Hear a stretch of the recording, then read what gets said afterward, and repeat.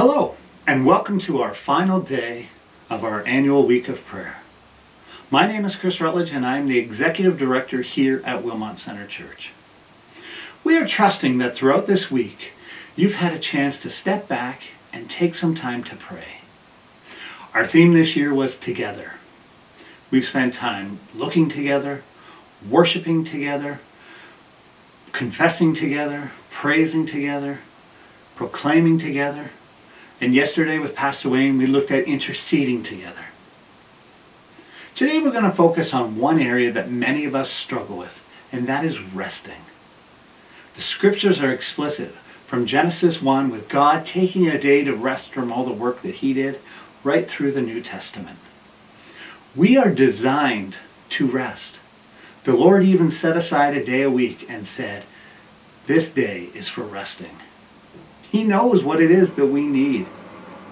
You know, growing up, I remember what Sundays used to be like.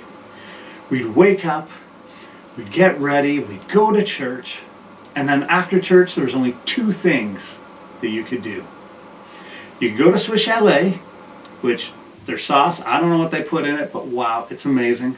My brother, he would even drink it straight. The other thing you could do is go home and rest. There was nothing else to do. Stores were closed, businesses were closed, amusement parks were closed, everything was closed.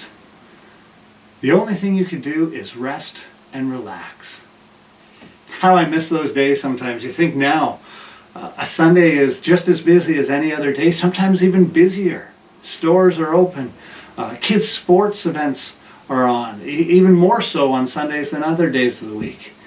Even I find myself on Sundays, doing work around the house because I was too busy during the week to get it done, and I need to get caught up. What are your Sundays like? Are you taking time to truly rest? We live in a crazy busy time.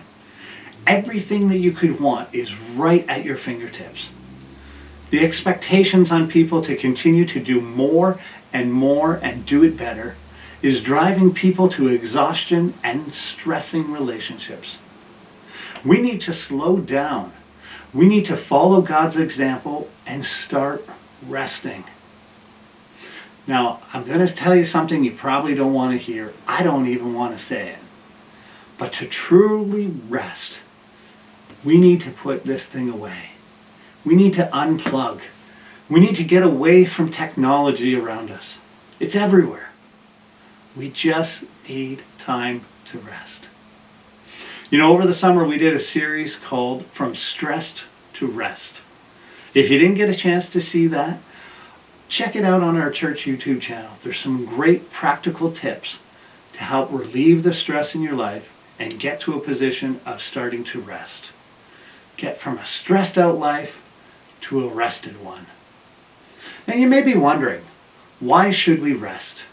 Well, if you have kids, I'm sure you've heard the arguments at bedtimes as to why the little ones don't think they need rest.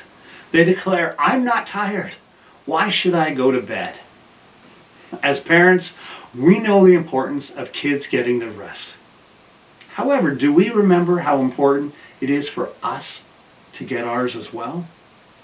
Resting is vital to our relationship with God. It is. It is during these times of quiet and stillness that we can hear God's voice. Have you ever stopped for a moment and heard birds chirping or the wind blowing? How peaceful is that?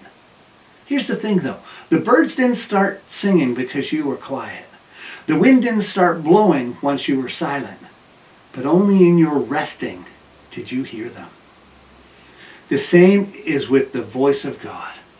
We must slow ourselves down and intentionally listen to hear what he wants to tell us. These days we seem to glorify people that are able to do it all. They never seem to get tired. They always seem to have things on the go.